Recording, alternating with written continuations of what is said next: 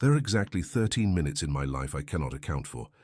13 minutes when my hands trained for 28 years to respond, to act, to save, simply stopped working.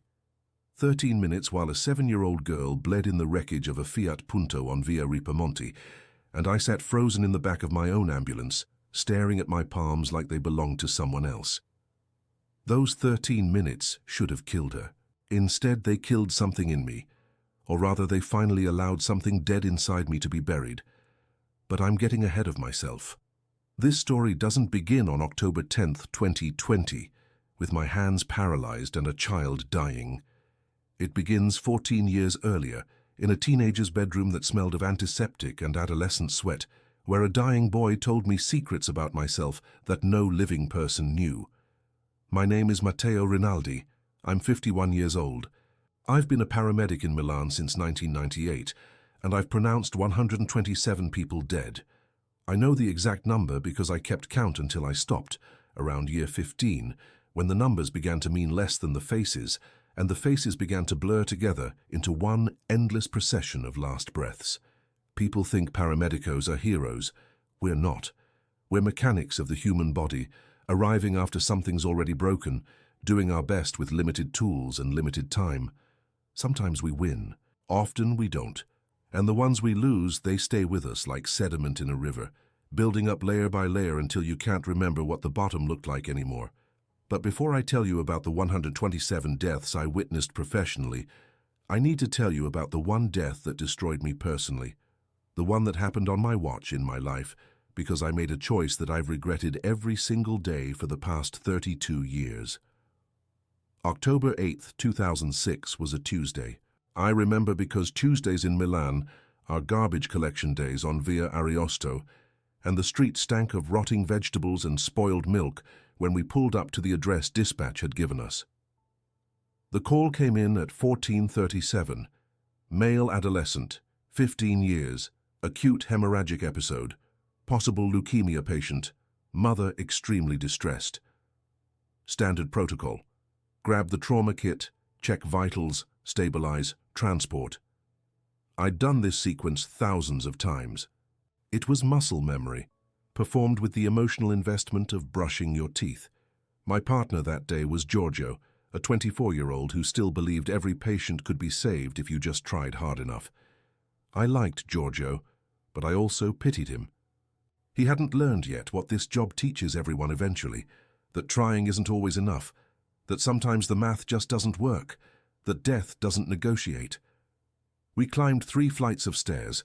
The elevator was broken, naturally, and I could hear the mother's wailing before we reached the apartment door. High-pitched, primal, the sound a mother makes when watching her child slip away. I'd heard it before, too many times. I made my face neutral, professional, empty. That was the trick.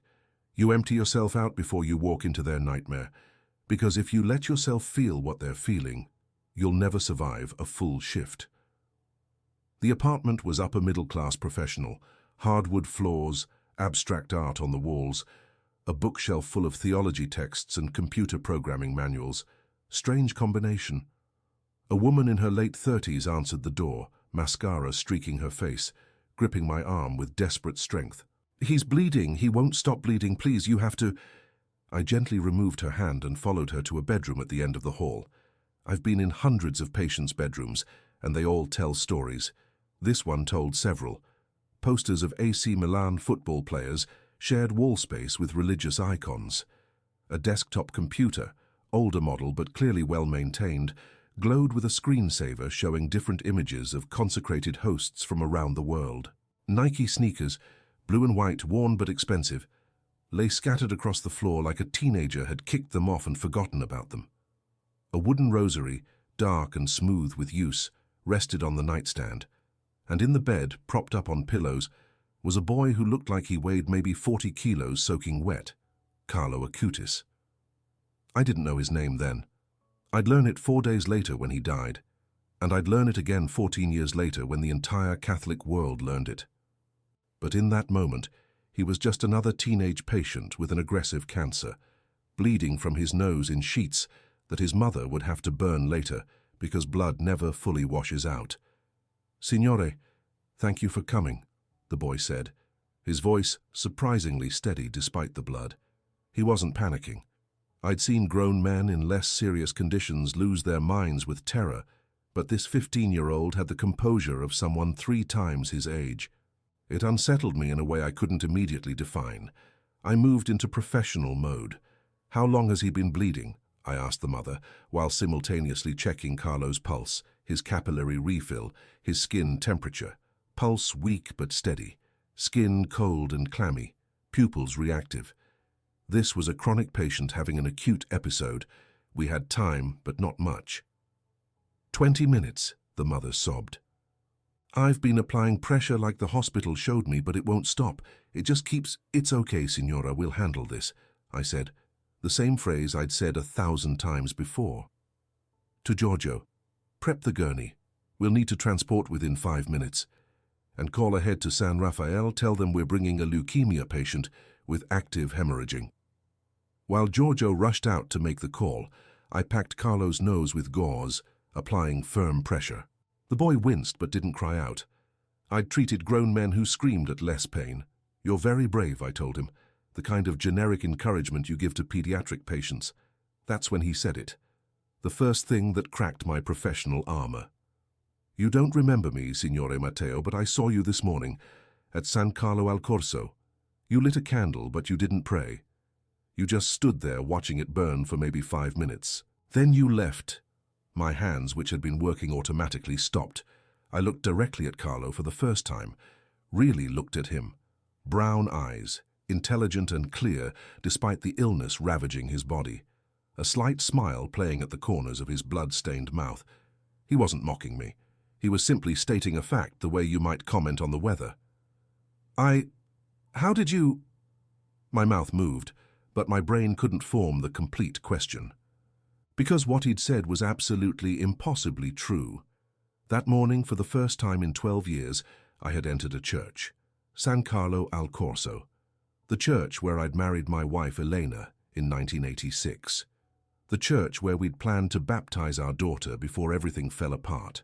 I had walked in at 7:15 a.m., lit a white votive candle in the alcove dedicated to St. Anthony, and stood there for exactly 4 minutes and 47 seconds. I'd timed it unconsciously, before walking out without saying a single prayer.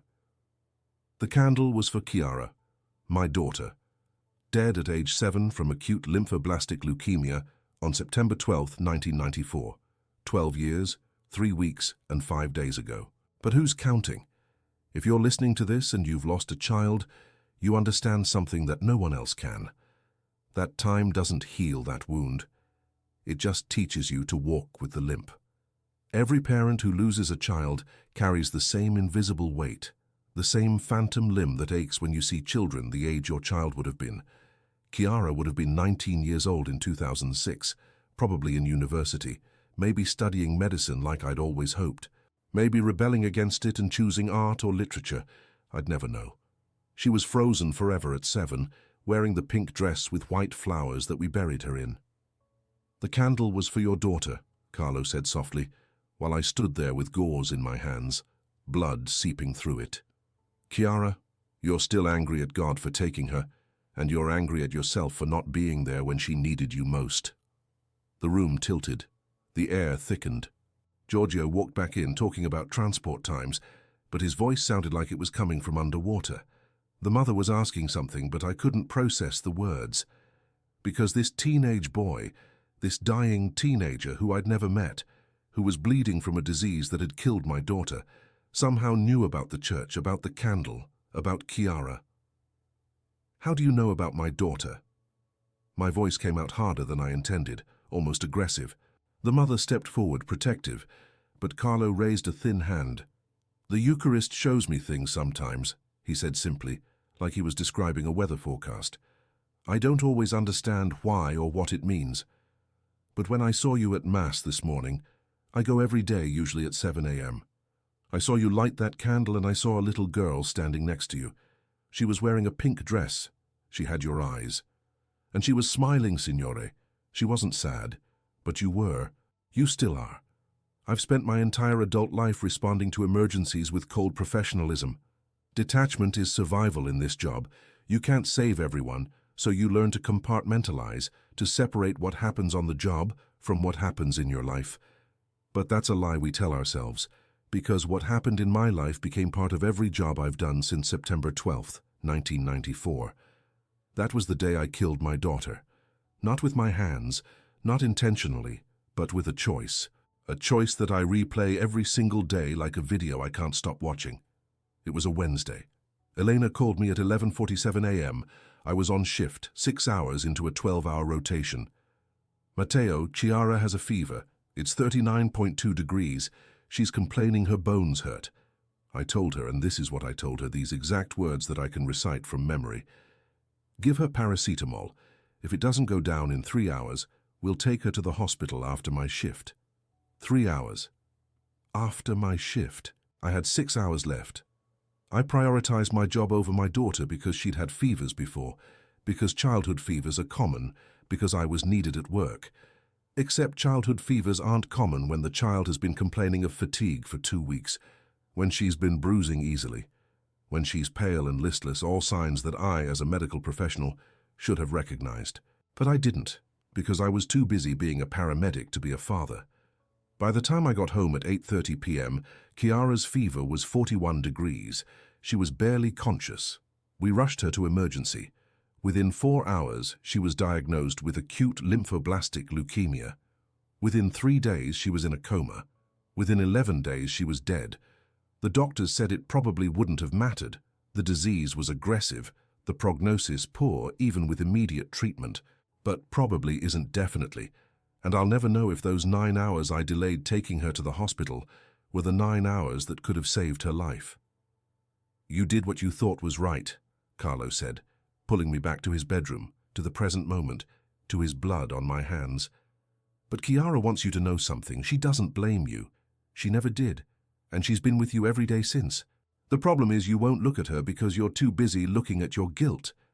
I should have dismissed this as delirium, as a dying boy's fevered imagination, but there was something in his voice, a certainty, a clarity, that cut through every rational objection my mind tried to form. Take my rosary, Carlo said, nodding toward the nightstand. It belonged to my grandmother. When you feel like you're drowning in that guilt again, hold it. Something will happen. I don't know what exactly, the Eucharist doesn't give me all the details, but something will happen that you'll need to remember came from this moment. Giorgio returned then, announcing the ambulance was ready. I packed the rosary into my jacket pocket mechanically, not really thinking about it, focused on stabilizing Carlo for transport. As we loaded him onto the gurney, he looked directly at me one more time. October 12th, he said quietly. Remember that date. And remember, love doesn't end with death, it just changes form. We transported Carlo Acutis to San Rafael Hospital at 15:23. His vitals stabilized during the ride. He talked the entire way about his website project, cataloging Eucharistic miracles from around the world, making them accessible to young people who lived on computers like he did. He talked about video games and programming languages and how he believed technology could be a tool for evangelization.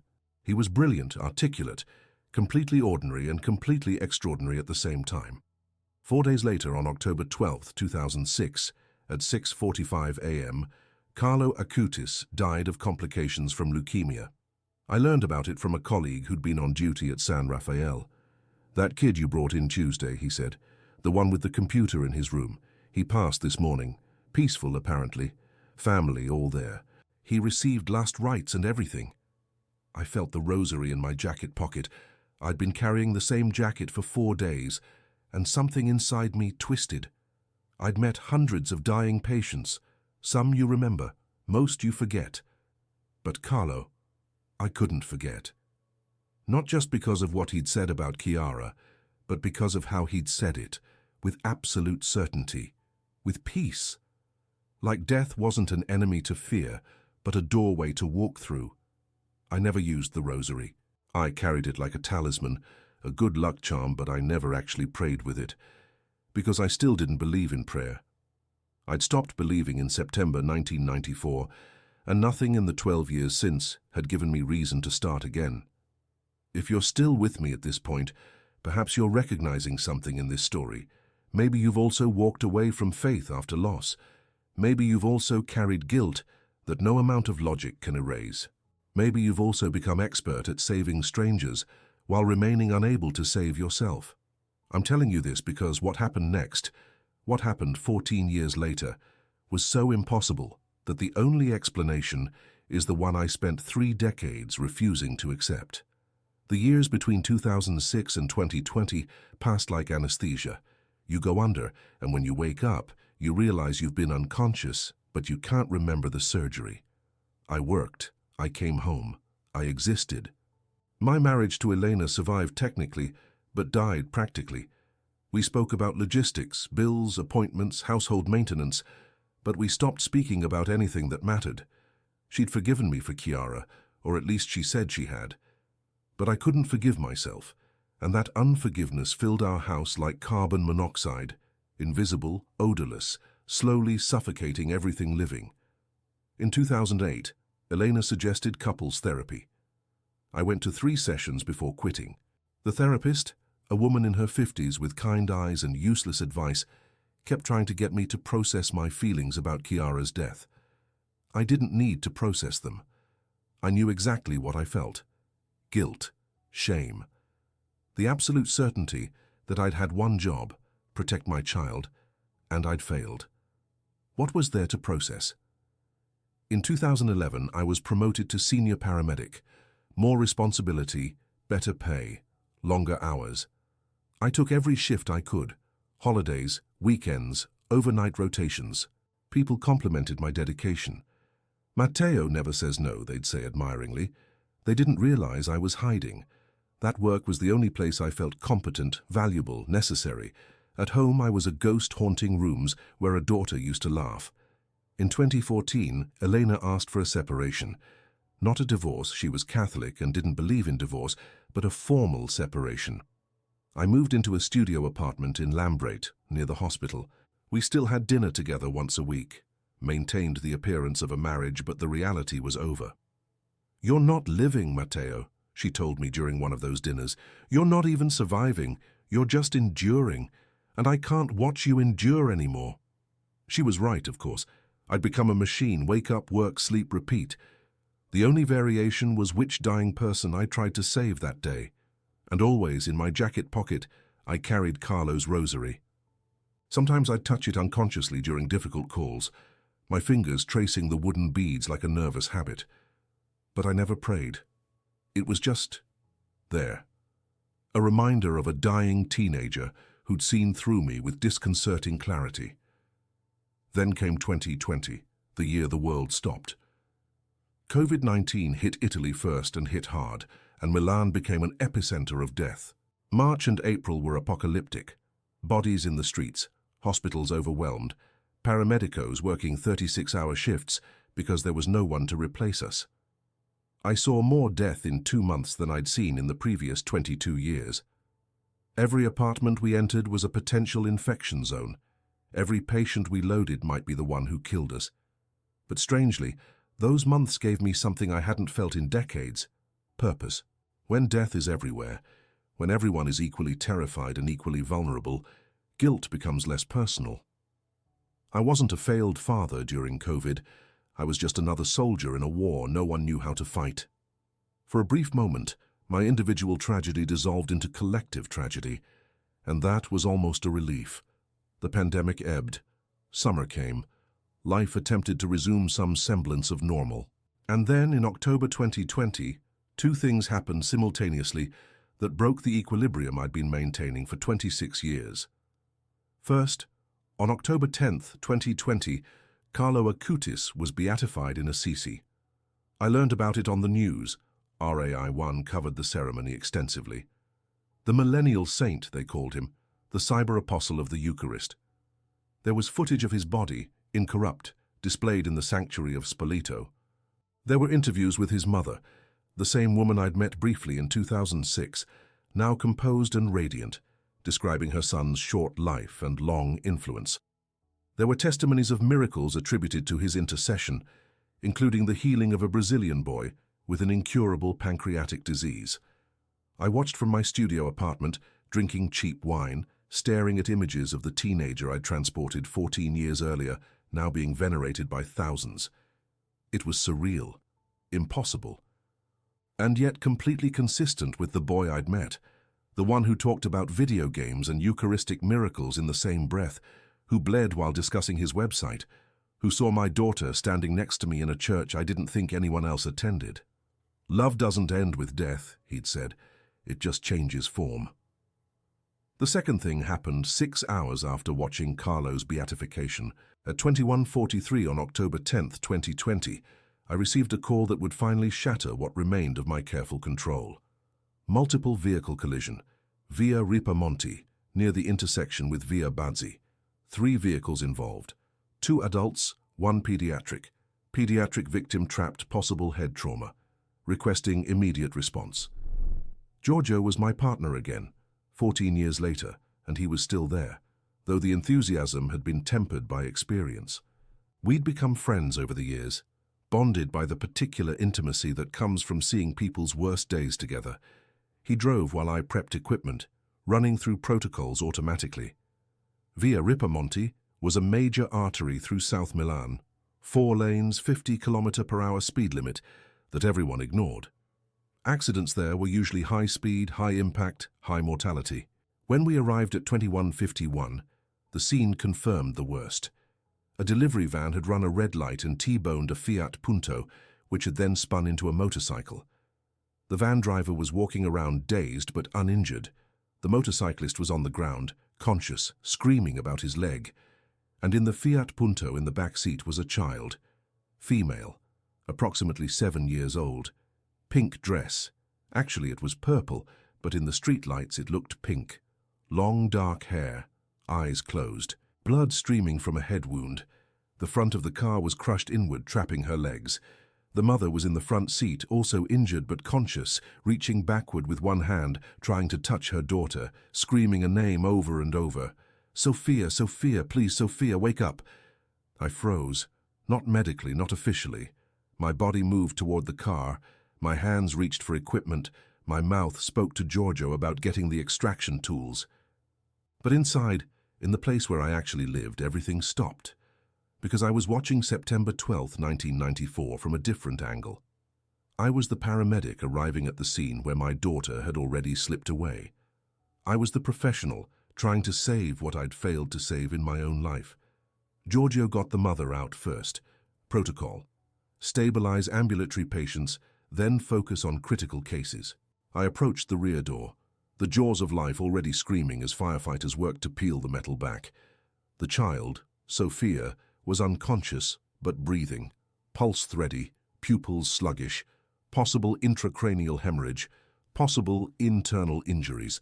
We had maybe 10 minutes before critical damage became permanent damage. I needed to intubate her, establish an airway, start an IV line. My hands knew the sequence, 30 years of training, thousands of pediatric calls. I'd done this procedure in moving ambulances, in collapsing buildings, in situations far more complicated than a car accident. This should have been routine, but my hands wouldn't work. I held the intubation kit, looked at Sophia's blood-streaked face, and saw Chiara. Same age, same long dark hair, same stillness. And suddenly I was back in the emergency room in 1994, watching doctors perform the same procedures I was supposed to perform now, knowing they were too late, knowing I'd made them too late, knowing my daughter was dying because I'd chosen my job over her life. "Matteo, I need you to start the line," Giorgio's voice, urgent, professional. He was managing the extraction, coordinating with firefighters, but he needed me to handle the medical. That was our division of labor. Always had been. I opened my mouth to respond. Nothing came out. "Matteo!" The mother was watching me now, blood on her face, terror in her eyes. She knew. Mothers always know when the paramedics aren't moving with the right urgency. She knew something was wrong with me, and that something wrong with me meant something wrong for her daughter. Firefighters pulled the rear door off. Sophia was accessible now, her small body freed from the wreckage. Giorgio immediately began checking her vitals while shouting at me to prep the transport. But I couldn't move. I was holding an IV kit in shaking hands, staring at a 7-year-old girl, completely and utterly paralyzed by the collision of past and present. 13 minutes. That's how long I stood there useless while Giorgio did both our jobs. 13 minutes where I failed again. Where history repeated itself, where another 7-year-old girl might die because I couldn't function when it mattered most. And then my right hand started burning. Not metaphorically. Actually burning, like I'd closed my fist around hot coals. I looked down, confused, and realized my hand was in my jacket pocket, gripping something hard and round. Carlo's rosary. I'd been holding it unconsciously the entire time, my fingers white-knuckled around the wooden beads. The heat intensified. It wasn't painful exactly, more like the feeling you get when blood returns to a limb that's fallen asleep. That pins and needles sensation amplified 1,000 times. And with the heat came a voice, clear and distinct, speaking directly into my ear despite the chaos of sirens and shouting, "Matteo, you didn't fail, Chiara. You're not failing now. But you have to choose. Stay frozen in 1994 or step forward into 2020. Love doesn't end, it changes form." Carlo's voice. Impossible. He'd been dead for 14 years, beatified literally 6 hours ago, and now he was speaking in my ear while my hand burned around his rosary. I should have been terrified. I should have thought I was having a psychotic break. Instead, something inside me, something that had been clenched tight for 26 years, suddenly released. I pulled my hand out of my pocket, rosary still clutched in my palm, and I looked at Sophia. Not at Chiara, not at ghosts. At Sophia, this specific child in this specific moment, who needed me now in the present, not in the unchangeable past. "Giorgio," I said, my voice steady now. "Support her neck. I'm going to establish the airway." We worked as a team the way we'd done thousands of times. Intubation successful, IV line established, vitals monitored. Sophia transported to San Rafael Hospital, the same hospital where Carlo had died, the same hospital where I'd watched my daughter slip away. We arrived at 22:17. Total time from accident to hospital, 26 minutes, 13 of which I'd been useless. Sophia underwent emergency surgery for a subdural hematoma and a ruptured spleen. The surgery lasted 4 hours. I waited. I wasn't on duty anymore, my shift had ended, but I waited. Giorgio stayed with me, asking quiet questions I didn't know how to answer. "You okay? What happened back there? You scared me, man. I've never seen you freeze like that. How do you explain to someone that you've been frozen for 26 years and only just thawed out? How do you say that a dead saint spoke to you through a rosary that burned in your hand? You don't. You say, 'I'm sorry. It won't happen again,' and you mean it." At 3:42 a.m. the surgeon emerged. Sophia would survive. No permanent neurological damage. She'd been lucky. The impact had been severe, but she'd been wearing a seatbelt, and we'd gotten her to surgery within the critical window. "Good work out there," the surgeon told me and Giorgio. "Quick response time made the difference." Quick response time. I almost laughed. If he knew I'd spent 13 minutes paralyzed while a child bled, would he still say that? I went outside, stood in the parking lot where ambulances came and went, and finally pulled out Carlo's rosary. In the fluorescent light, it looked ordinary. Wooden beads worn smooth with use, a simple crucifix at the end. No burn marks on my palm where it had seared my flesh, no glow, no supernatural aura. Just a rosary. But when I closed my fingers around it again, I felt that warmth, gentler now, not burning, just present, like holding a hand. And I realized Carlo had kept his promise. He'd told me in 2006 that something would happen that I'd need to remember came from that moment. 14 years later, on the day of his beatification, that something had happened. I looked up at the sky, 2 a.m. in Milan, orange with light pollution, stars invisible. "Okay," I said out loud, feeling ridiculous and sincere simultaneously. "Okay, I'm listening. What do I do now?" The answer came, not as a voice this time, but as a knowing. Go home. Talk to Elena. Mourn Chiara properly. Stop treating yourself as a criminal serving a life sentence. Love doesn't end with death. It just changes form. I drove to Elena's apartment, our old apartment, the one I'd lived in until 2014. I still had a key. It was 4:23 a.m. when I knocked. She answered in a robe, hair disheveled, alarm in her eyes. "Matteo, what's wrong? Are you hurt?" "I need to talk about Chiara," I said. "I need to tell you something I've never said, and I need you to know that I'm sorry. Not for what happened, I can't change what happened, but for disappearing afterward, for leaving you alone with the grief while I turned into a machine." We talked until sunrise. So I told her about Carlo, about the rosary, about Sophia, about the voice I'd heard and the burning I'd felt, and the certainty that something beyond my understanding was demanding I stop running from 1994. She listened without judgment, without skepticism, and when I finished, she said something I'd needed to hear for 26 years. "Chiara wouldn't want you to live like this. She loved you too much. And so do I when you let me." 2 days after Sophia's surgery, I did something I hadn't done since my daughter's funeral. I went to visit Chiara's grave. Cimitero Maggiore, Section C, Row 14, Plot 23. I knew the location by heart, even though I'd only been there once, for the burial in September 1994. Elena visited regularly, brought flowers, prayed. I'd sent money for maintenance, but never returned. I couldn't. Facing that headstone meant facing everything I'd been running from. But on October 12, 2020, 14 years to the day after Carlo's death, I drove to the cemetery. The day was cold, overcast, that particular grey that Milan does in autumn. I parked near the entrance and walked through rows of identical marble markers until I found hers. Chiara Elena Rinaldi. 3. Marzo 1987. 12 settembre 1994. Nostro angelo, per sempre amato. Our angel, forever loved. Elena had chosen the inscription. I hadn't been able to speak during the planning, could barely function. She'd handled everything while I disappeared into work, into numbness, into the long, slow suicide of refusing to feel. I knelt in front of the gravestone, rosary in hand, and for the first time in 32 years I cried. Not the contained, silent tears I'd shed occasionally over the years, but the full-body sobbing of grief, finally acknowledged. I cried for my 7-year-old daughter, who'd asked me to stay home that day, and I'd said no. I cried for the 19 years of life she'd been denied. I cried for Elena, who'd lost both a daughter and a husband to the same disease. I cried for myself, the man I'd been before September 1994, who'd believed he could save everyone if he just tried hard enough. "I'm sorry," I said out loud, words coming between sobs. "Chiara, I'm so sorry I wasn't there. I'm sorry I chose work over you. I'm sorry I failed you. I'm sorry I spent 26 years pretending you never existed because it hurt too much to remember you lived."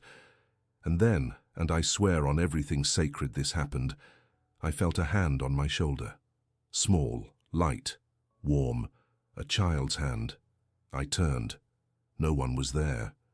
The cemetery was empty except for a gardener working 2 sections over.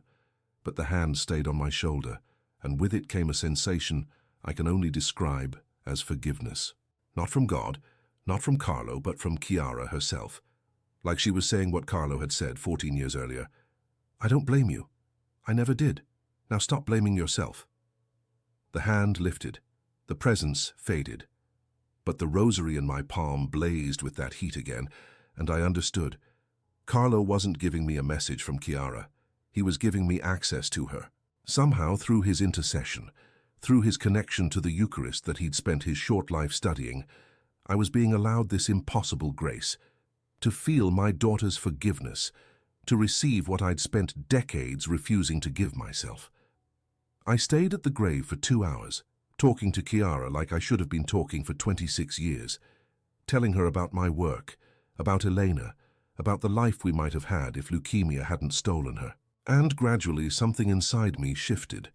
The guilt didn't disappear, I don't think it ever will completely, but it transformed from an anchor drowning me to a scar I could acknowledge without being defined by it.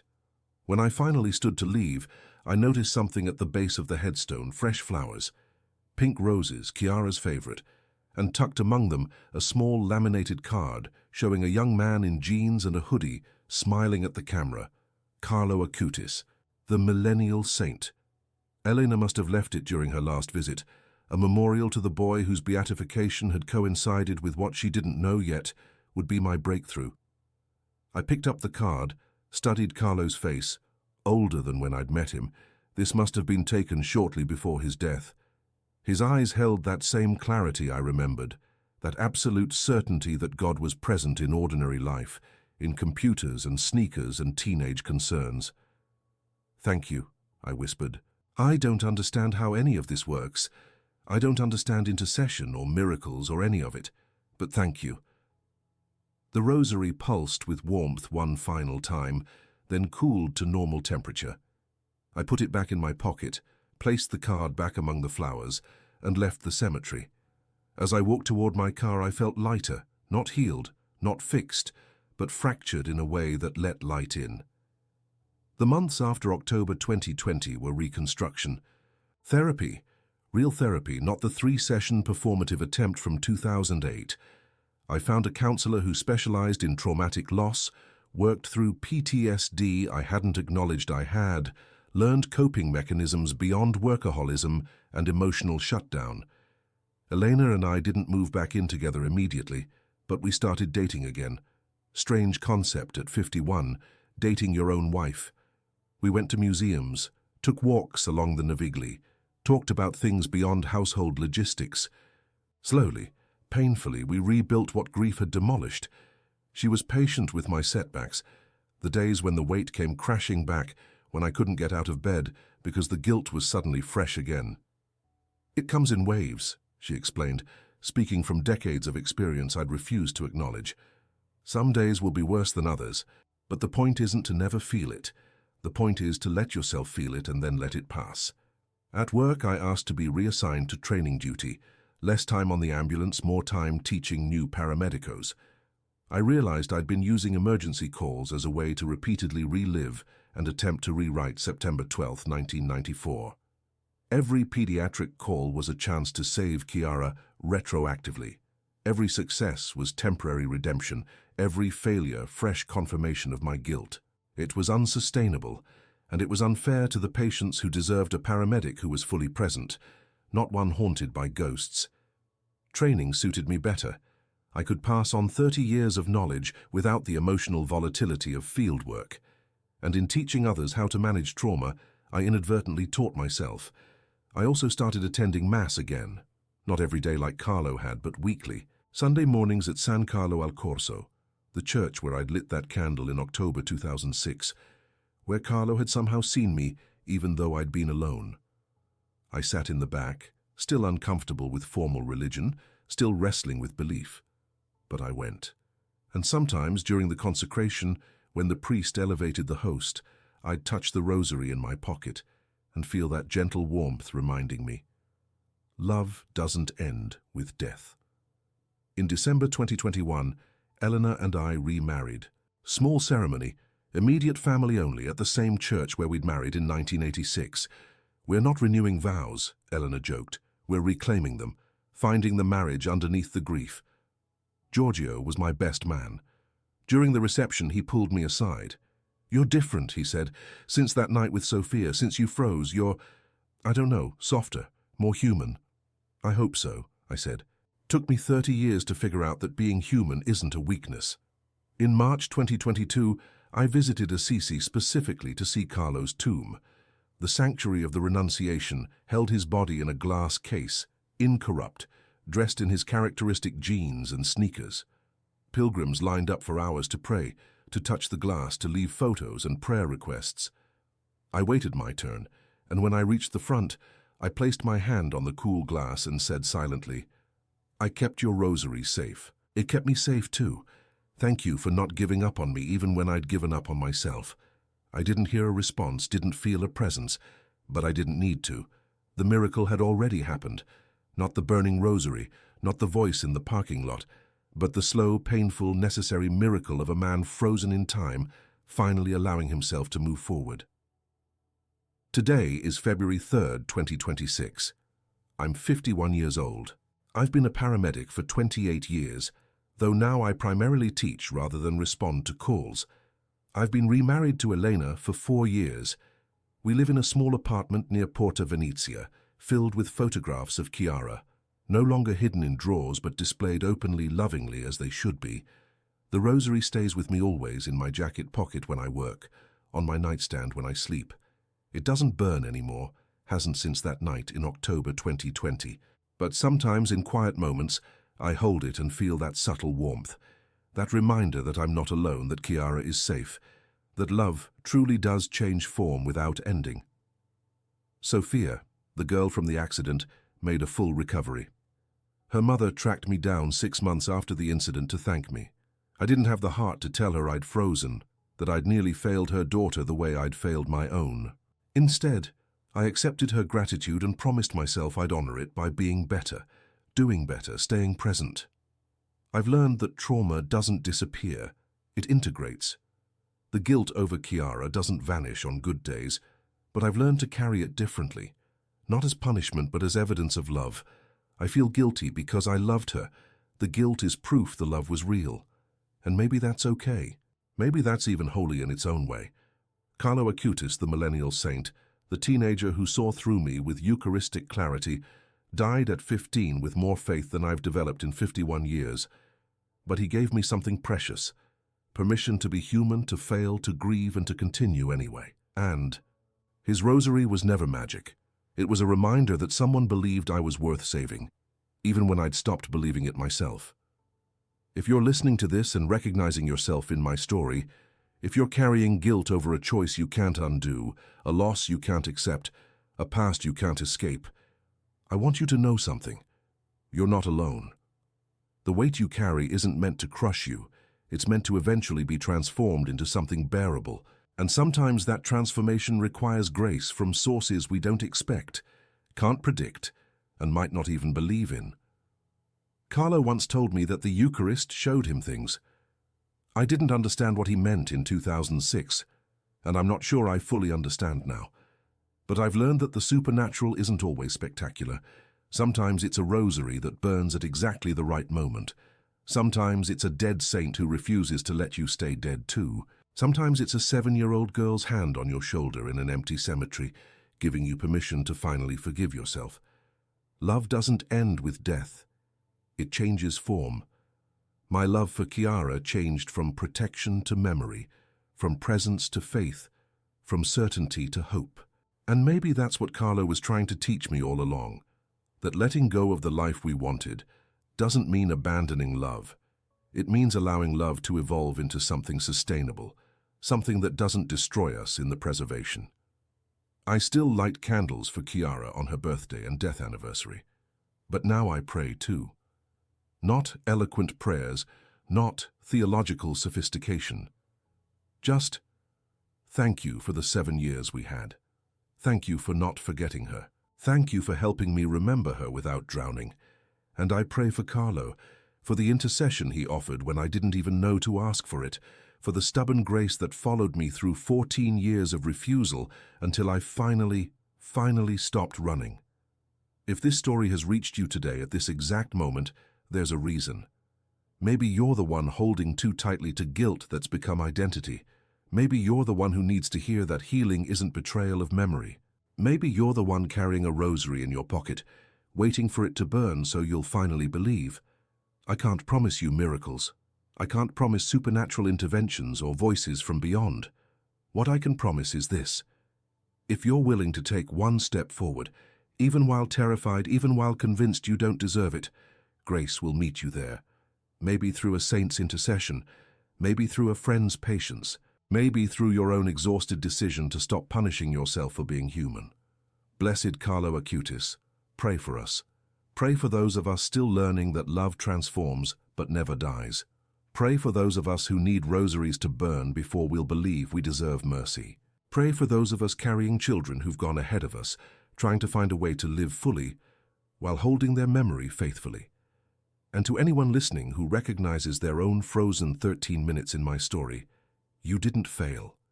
You're not failing. You're human. And that, despite everything we've been taught, is enough. May you find your rosary.